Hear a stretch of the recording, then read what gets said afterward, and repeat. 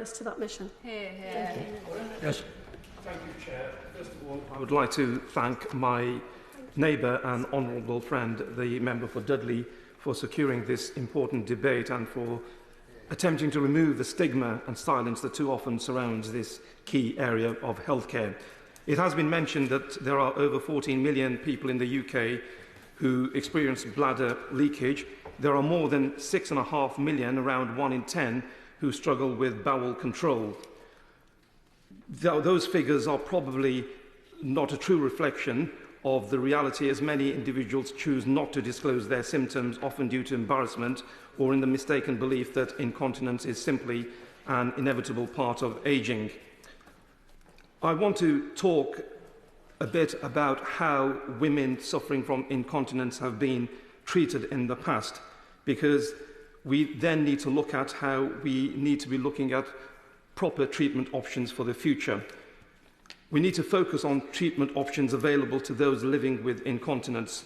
For far too long, vaginal mesh surgery was widely accepted as the so-called gold standard to treat stress urinary incontinence in women.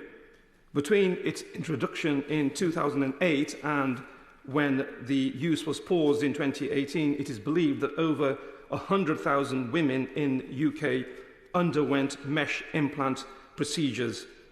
Sadly, many of them were not properly advised about the alternative options available to treat stress urinary incontinence.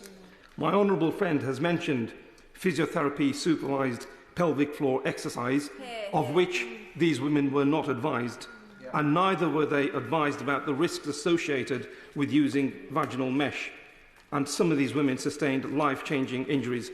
Before I became an MP chair, I worked as a solicitor, specialising in representing women who had been affected by vaginal mesh implants and pursued claims for compensation for them based on clinical negligence.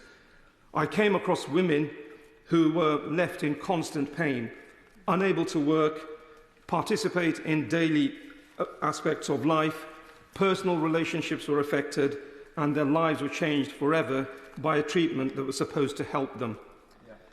I commend the work of Baroness Cumberledge in her landmark report, First Do No Harm, published in July 2020, which recommended, first of all, that the government should immediately issue a full apology on behalf of the healthcare system to the families affected by mesh.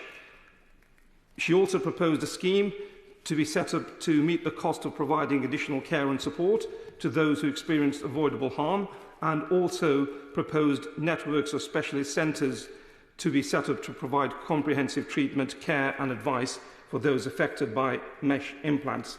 A subsequent report by Dr. Henrietta Hughes, released in February 2024 through the Patient Safety Commissioner, recommended a government financial and non-financial redress scheme for all those affected by mesh.